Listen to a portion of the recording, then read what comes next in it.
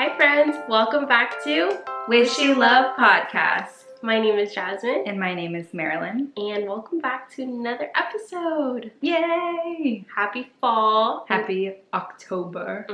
We're 1 week out till Halloween, so I hope you guys are have your costumes ready, feeling the festivities, doing all of that. Preparing your costume and all that good stuff.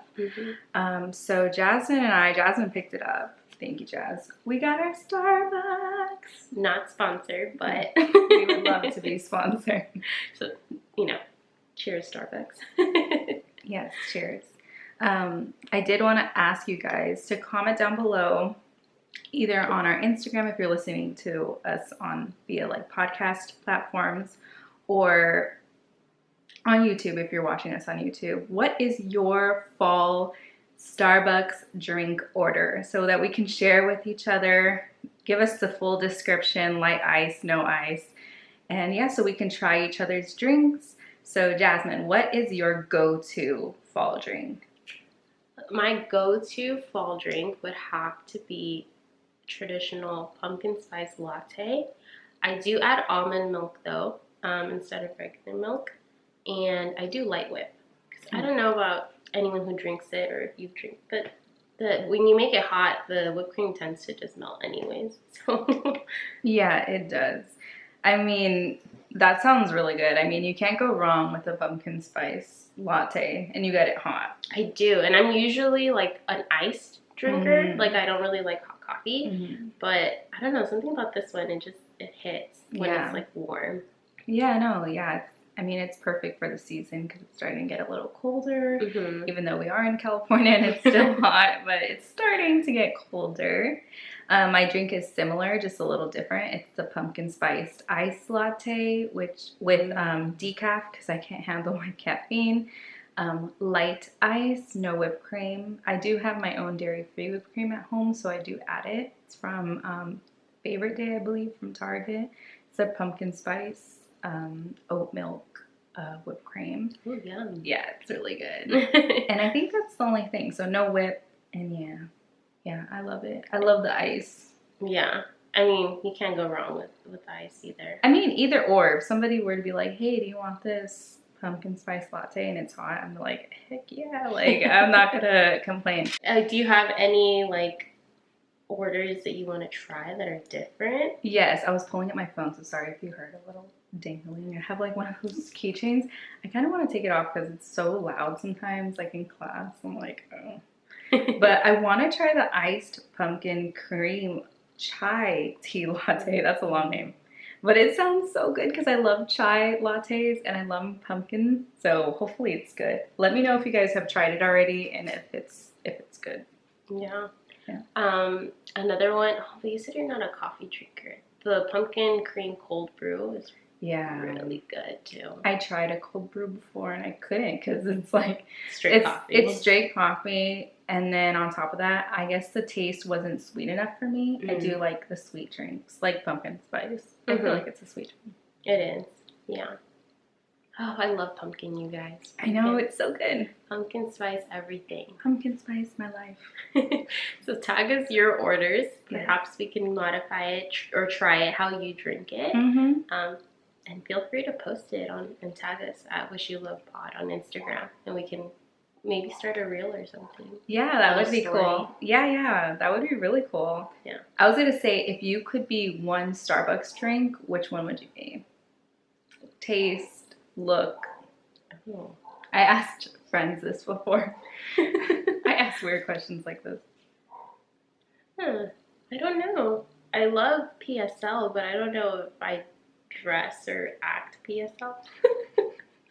I mean, it is a beige color and you do like neutrals. I do. That's good. I don't know. What would you consider yourself? I think I would consider myself a pumpkin spice. Oh, soy milk. I forgot to say that. I also put soy milk. Pumpkin spice soy milk latte. I think I would be. Although when I asked this question to my friends, they said, no, you wouldn't be that. You would be the pink drink. And I was like, that's cute, but the taste isn't PSL. You know what I mean? And I could see you as a PSL. Yeah. Yeah, you literally. Festive. Yeah, on her Very story festive. the other day on Instagram, I saw you had posted going to the Mickey Mouse pumpkin. Oh yeah, that's like your yearly. Yeah. Every year, except for I think during COVID, obviously, every year I have a picture in front of the Mickey head or the Mickey. It's people call him Winky or something. I don't call him Winky. I call him Mickey Pumpkin. But yeah, so that's my goal, is a picture in front of them and then a picture with a Disney character in their Halloween costume. Oh. But mostly the pumpkin, but I try. So like Donald, I have one where he was dressed up as the devil. I have, of course, Mickey Mouse in his vampire costume and stuff like that. Goofy, I think he was like a ghost or something like that. It's so cute because it's different, you know. They're usually in their classic outfits, and like everyone has those pictures. So yeah, so I always try to catch a picture, but with Donald or Chip, like from Chip and Dale. Yeah, that's so cute. I think I can go on and on about Yeah, I think so. Even though I was born in December, I don't know, just something about fall, like I love it. Mm-hmm. Like everything about it. Like Christmas, I love Christmas, don't get me wrong, but I don't know, just something about fall. It's so nice. I think maybe because it lasts a little longer. Because I started during September, then October and November. And then Christmas time is only December. Like nobody really celebrates in January. They're like putting away their trees and all that stuff. So it's really quick. Yeah, that is true. That is true. I mean, you literally have a spooky themed Christmas tree right now. Tree, yeah. So I have 2 trees. I have and you guys will see it if you guys follow my Instagram. But it's a spooky Nightmare Before Christmas themed tree, and then for Christmas time I have an all pink tree, and it's like pink winter wonderland, and it's just all different pink like ornaments and stuff like that. So yeah, so this tree will go in my room, and then yeah, the pink one will come out. The pink one will be the main in my living room. But yeah, so also speaking of Instagram, be sure to follow us on our Instagram at Wish You Love Pod. And yeah, and join us in our little community and see all the funny posts we post, or the creative posts like Don't Be a Crow. I really like that one. His face is so cute. Our TikTok posts. The TikTok posts. Those are fun. We try our best to stay up to trends. Yeah, stay up to trends. We do try. I mean, it is an effort to be like on TikTok, because TikTok, it comes and goes, like, you know, the trends so fast. You know, like the Barbie you one. have to hop on like within the week. Within the week to get the maximum views and all that stuff. Yeah. But yeah, follow us on TikTok if you like, if you go on TikTok. Yeah. Be a part of it. Tag us, like our photos, repost, anything, you know, and everything is welcome. Yes. I don't know. I always say gratitude, but again, so much love and gratitude to all of you who have been supporting us so far. It means so much because, I don't know, it's just the podcast is such a vulnerable place, you know, where we actually like share our feelings, our thoughts, and with you guys, and hopefully you guys share your feelings and thoughts with us like you have in the last September episode. You know, when you guys sent in your Google Docs, which you can do still. It's in the link of our Instagram bio. But yeah, thank you. All right, so let's get into the episode. We talked about so many cute fall things. So the question of today is, how do you set boundaries and avoid absorbing someone else's emotions and stress? Do you want me to begin or you to begin? Kick us off, yeah. Okay. So this question really hit home for me because I think not absorbing other people's like negativity and stress is something that I am extremely working on, and it's a very hard thing to do. It's really setting those boundaries with yourself. So how do I do it? Oh my gosh. Well, what I try to do is think of myself as like a beautiful castle. So think of yourself as a beautiful castle, and people who want to invade, whether that be intentionally or unintentionally through negative emotions, your boundaries are the walls protecting that castle. You can still see that person and talk from your balcony all protected with your walls up, but from a safe distance. I myself get really heavily affected by emotions. So if you are intentionally coming at me with a lot negativity, my best advice to deal with that is to just not deal with it. So something that I've been doing, so okay, so if somebody's coming at me unintentionally, no, actually, let's say intentionally with negativity, like they're over here yelling at me for no reason, I just don't deal with it anymore. Before, I would just listen and just take it in. And I'm like, why the heck am I doing that? I don't have to listen to any of this. So what I do is I just don't. I just hang up. I just say, you are not speaking to me like that. The boundary is set. Hang up. Or I say, until you can learn how to speak to me, then we can talk. Hang up. Like, you're setting your boundary. You're saying that this is how people will treat me. And if you don't treat me like that, then you can't talk to me or can't be in my life. And it's like that goes for anybody. I feel like family especially feels like they can treat you however because they're your family. And it's like, that's not how it works, my love. Like, you have to treat everyone kind in your life. You have to treat everyone with respect in your life. It doesn't matter who you are.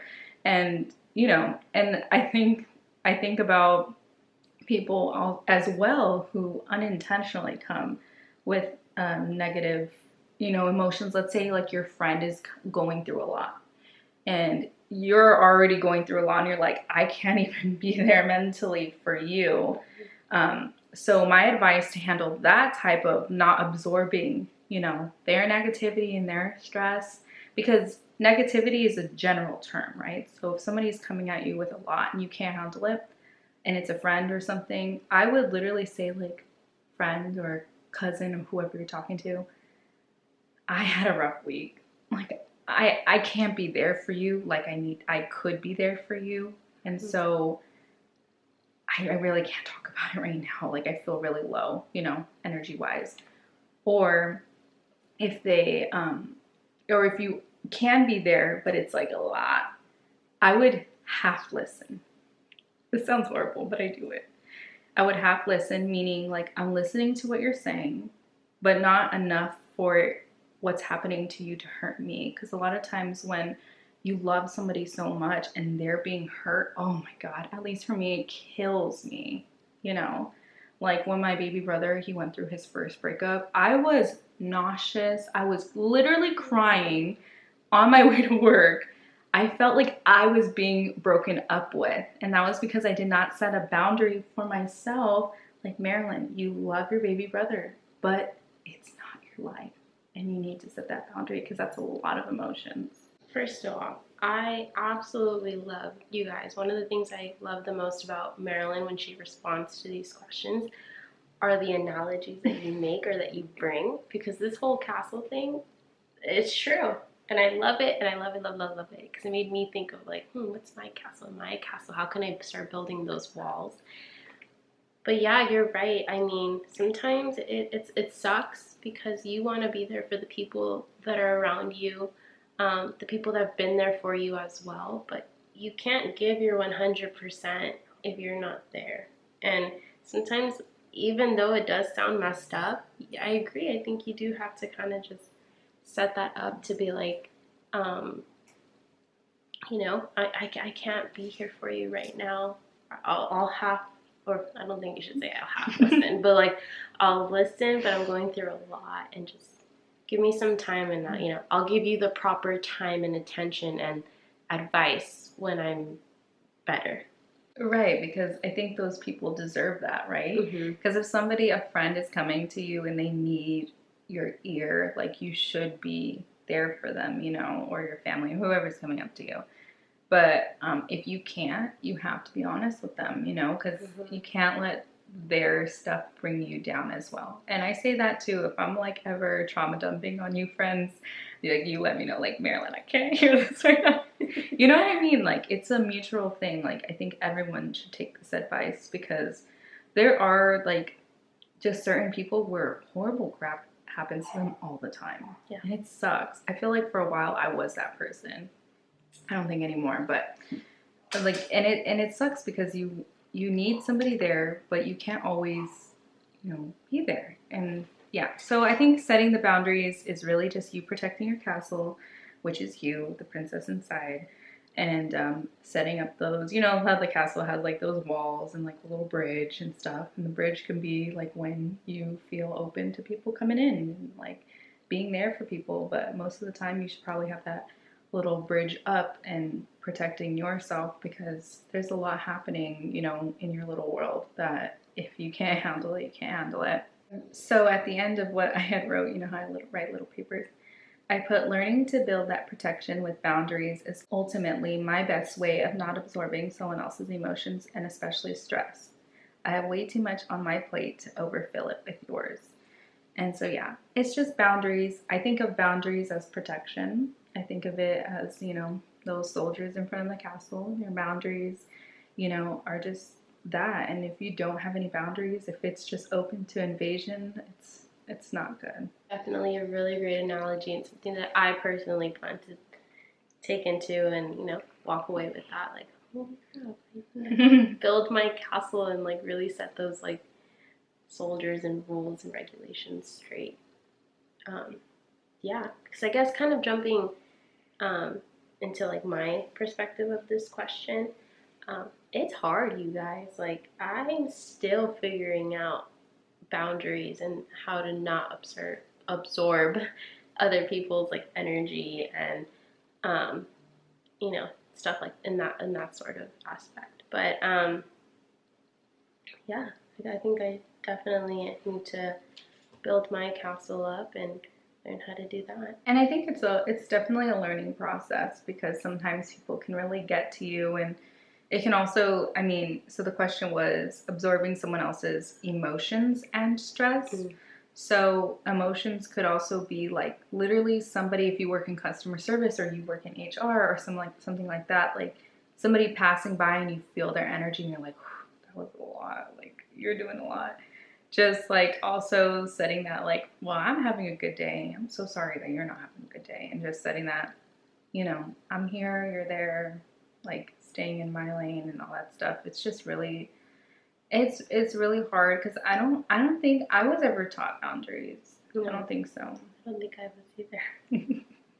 Yeah, I think especially like kids, they're not taught boundaries. Like their boundaries are always being overstepped, right? Mm-hmm.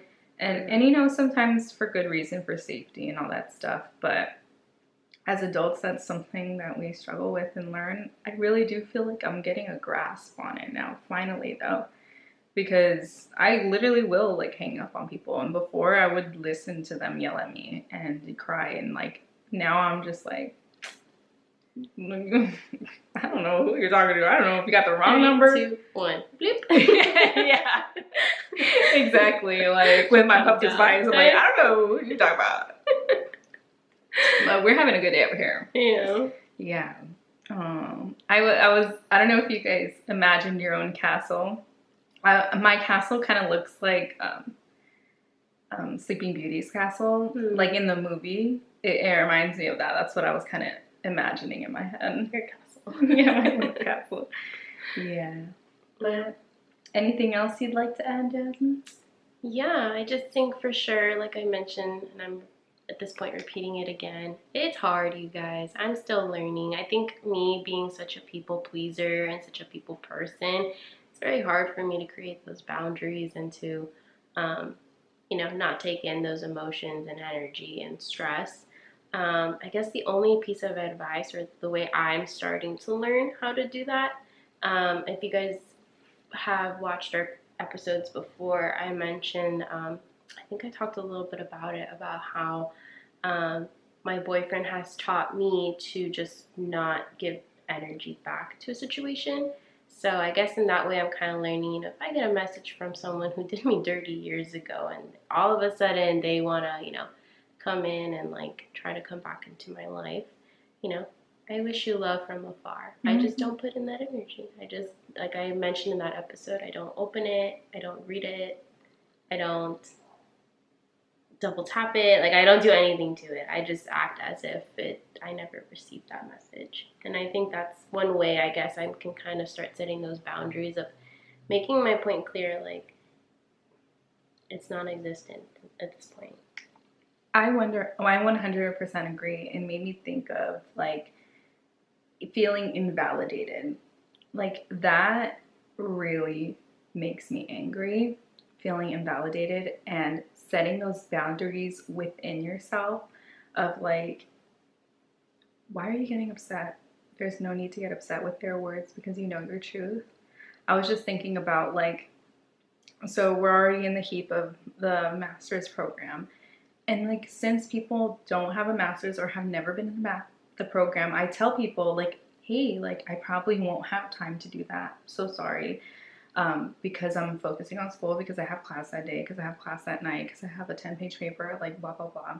Like whatever it is. And I literally hate when people are like, oh, but you can still go out. Mm. Is it really that hard? And I'm just like it makes me so angry because obviously nobody knows what you're going through. Everyone has their own thing, what they're going through. Mm-hmm.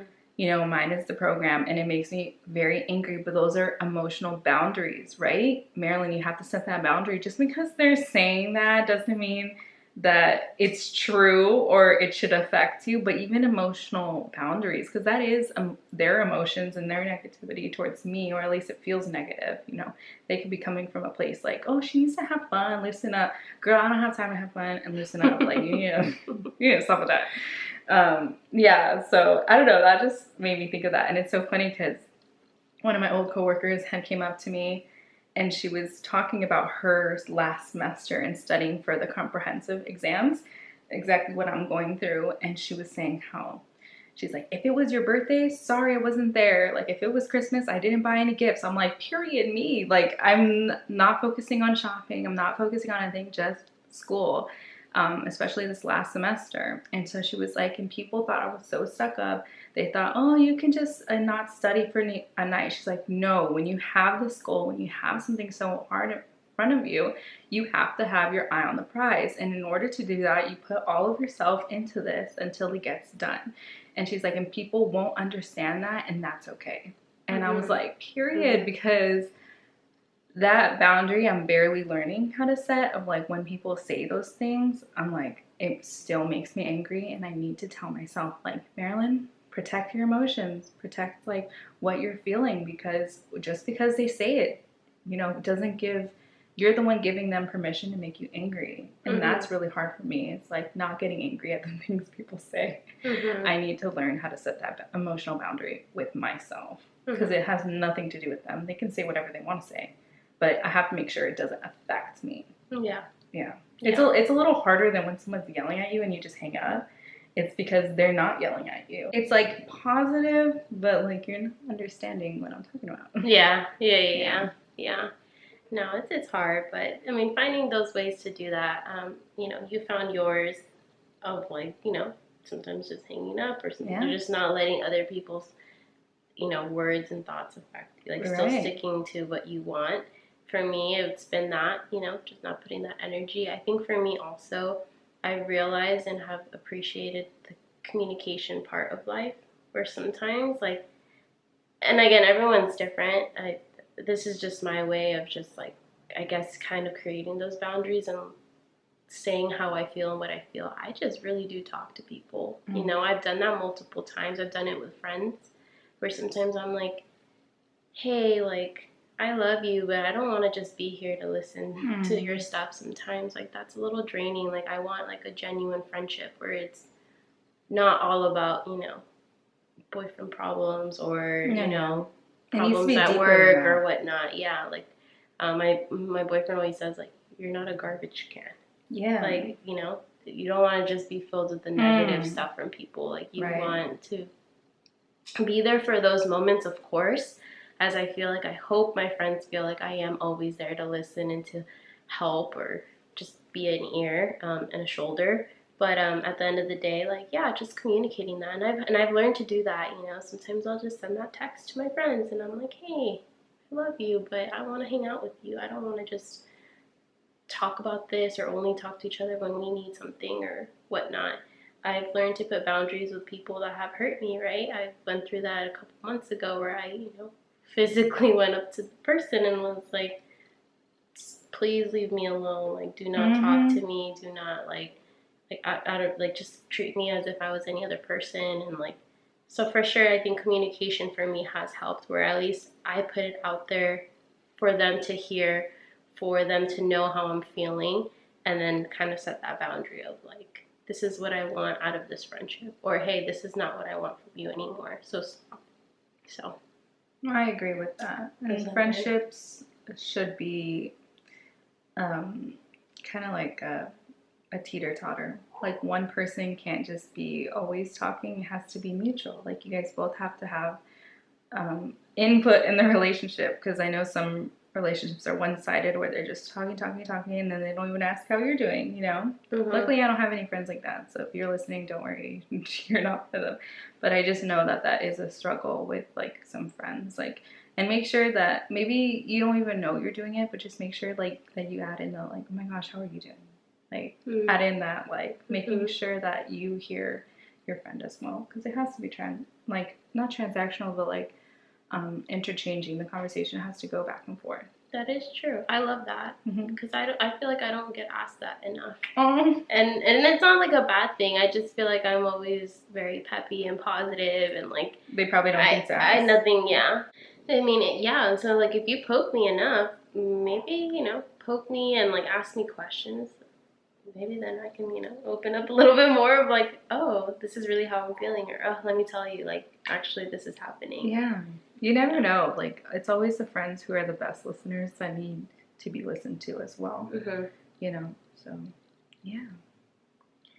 But overall, I hope you guys were able to, take on some ideas, or just overall, as always, reflect on this question. Like, how do you set those boundaries, or maybe how should you start setting those boundaries? I mean, I took something away from Marilyn today that I'm going to try to start imagining in my head when certain situations happen. And, if maybe one of my ideas or both of our ideas, inspire you to start doing that, I hope that, it does. Yeah, exactly. And feel free to comment, I think, too. Like, if you have your way of setting boundaries, share it with us. Share it with others. Like, hey, this is how I set my boundaries. And maybe it's something that we can also, like, take from and start using. I am open to taking more different types of boundaries. Maybe there's a better way to go about it. Maybe there's a different way. I'm sure there is. I can't think of any, though. So I'd love to hear what you guys have to say. But yeah, don't be strangers on Instagram. If you guys are listening to our podcast, screenshot it, post it on your story, tag us at Wish You Love Pod. All those things. Like, we will repost. We appreciate it. And share this podcast with a friend. Maybe they need to hear this message, or maybe they just want a new listen, because I feel like podcasts do help me open up as a person and hear other people's perspectives. And, I love it. Yeah, I agree. Retweet. Yes. Thank you guys for listening to another episode. Be sure to follow us on all our socials and stay connected with us. And above all else, we wish you love. Bye, friends.